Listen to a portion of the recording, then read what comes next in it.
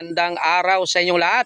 Nandito naman tayo sa ating tanim na pipino kung saan ay napaganda naman natin.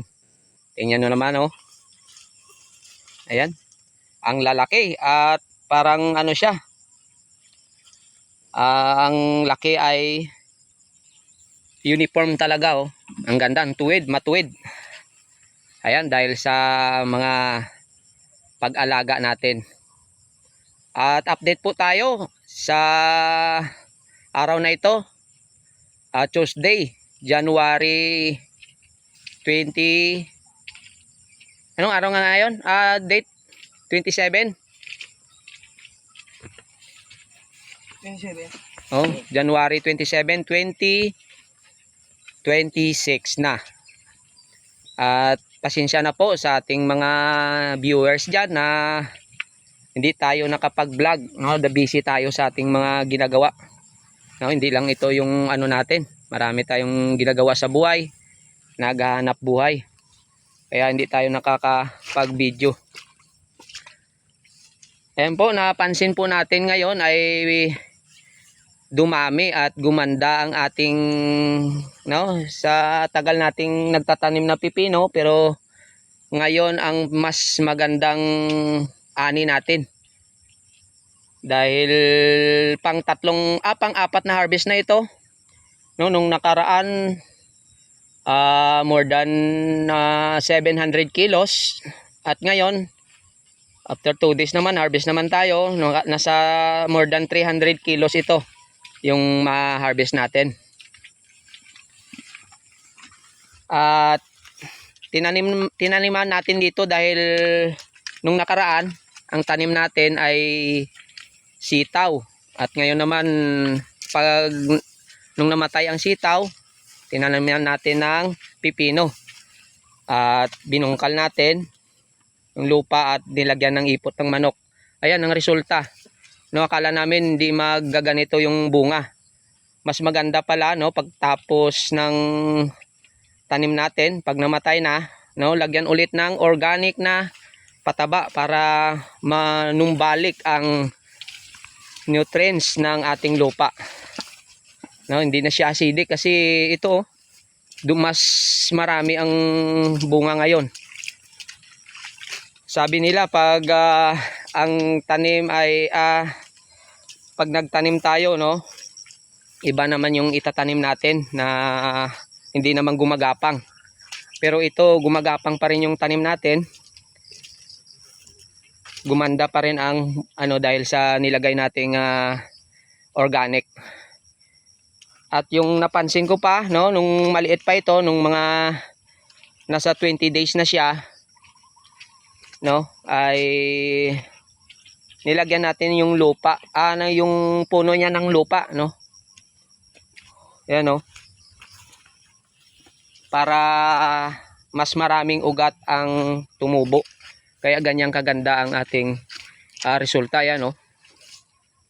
Marami nang na-harvest natin pero mas maraming kasunod na siya. Ayun, no. Ang tutuwid po yan ng pipino natin ngayon. At may pakilala ko pala sa inyo, no. Iba naman yung katuwang natin sa pag-harvest. Dahil may mga trabaho na yung yung dating katuwang natin, yung katulo natin, taga-harvest natin at katuwang natin sa pagpa-farming. Ayan, oh. Yan si Baol. Ayan po yan. Yan si Baol. Masipag po yan. No, batang-bata yung natin ngayon.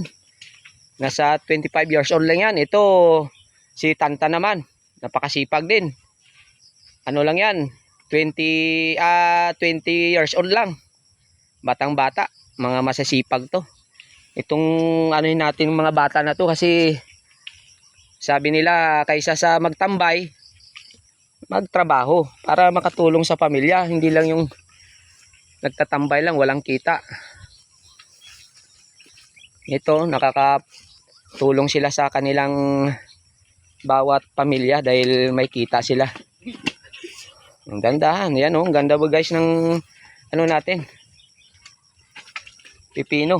Oh, pwede na siguro na. Iwat na to. Hindi, maliso siguro. Baka dito, lisuwa lang dito ka sa banda sa ano. Ayun, ang ganda talaga ng ano natin. Pipino. Ayan, pupunta tayo dito sa ibang area, no? Para makita natin yung ano yan, no? Ang lalago kasi yan, no? Kaya pag ganyan yung ano natin, yung tanim natin na green ang bunga, ang dahon at mayabong, kita yun naman ang bunga niya, no? Ayan. Ayan, no? Ayan, no? Sunod-sunod. Ayan, no? Ayan. Ayan po yung bunga ng ating tanim. Ayan. At mayabong, kita yun naman. No? At pagkatapos nitong pag-harvest natin, ay mag-aabuno po tayo, no? Every 4 days tayo nag-aabuno nito. Ayan, pag every 2 days tayo nag-harvest. Tapos pangalawang harvest na mag-harvest na tayo pangalawa, yun na tayo mag-abuno. Ayan, kita mo. Ayan, ang ganda ng bunga. Ayan. Maraming kasunod po. Nung last natin na harvest, no, nung nakaraan, ang hinarvest po natin dito ay 400, no? 420 kilos, no? Ngayon nasa more than din siguro 300 kilos kasi tingnan nyo naman guys, oh. Ayan, ang ganda ng bunga, ayan, oh. Ayan, sunod po yan ng bunga. Malalaki pa at mabibigat. At ang variety po nito ay Galaxy ng ampalaya pala yun, Legacy F1 ng S-West. Yan po yung variety natin na laging tinatanim. Nasubok po na natin na tinatanim kasi mabigat at maraming mamunga. Ayan po, ayan, pag sa sunod ipag-grass cutter natin to dahil mayabong na yung ano, na mataas na yung damo. Ayan, oh, tingnan mo. Uniform po yan. Ayan, oh. Ayan. Ang ganda. Yan lang po. Yan, kinain na ng daga. Ayan, oh. May ano, sige, okay lang yan. Hindi naman karami yan. Ayan, oh. Mayabong lang kasi kaya hindi ayan, oh. Gaganda. Ang tutuwid. Yung iabuno natin dito ay yung 1846, no? Sabog lang natin. No? Sabog lang natin yan. Dahil maulan naman. Kaya yun ang kagandahan pag may ulan-ulan. Sabog lang tayo para hindi tayo mahirapan mag-drenching. Mahirap mag-drench kung ganito karami, no? Sabog lang at saka may ulan. Ayos na yun. Pero pag wala talaga ulan, no? Kailangan talaga natin yan na